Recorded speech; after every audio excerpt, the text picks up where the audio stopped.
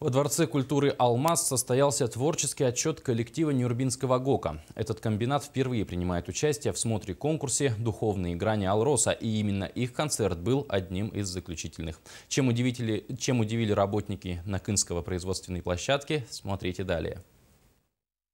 Нюрбинский ГОК впервые представил публике свою творческую программу. Ведь до этого момента молодой комбинат ни разу не принимал участие в конкурсе «Духовные грани Алроса».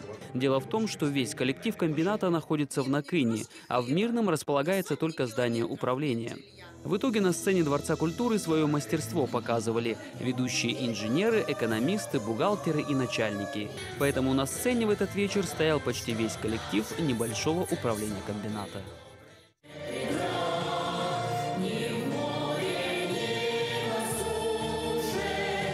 Машинист бульдозера Павел Воропаев показал свои великолепные голосовые возможности в композиции «Поклонимся великим тем годам».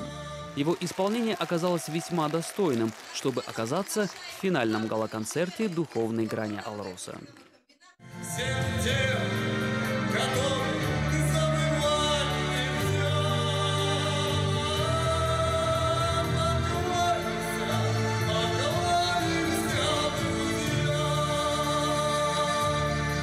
Общее впечатление от концерта осталось очень положительным. Не затянуто, но насыщенно, не скучно, но интересно. Поэтому можно поздравить коллектив Нюрбинского ГОКа с успешным начинанием.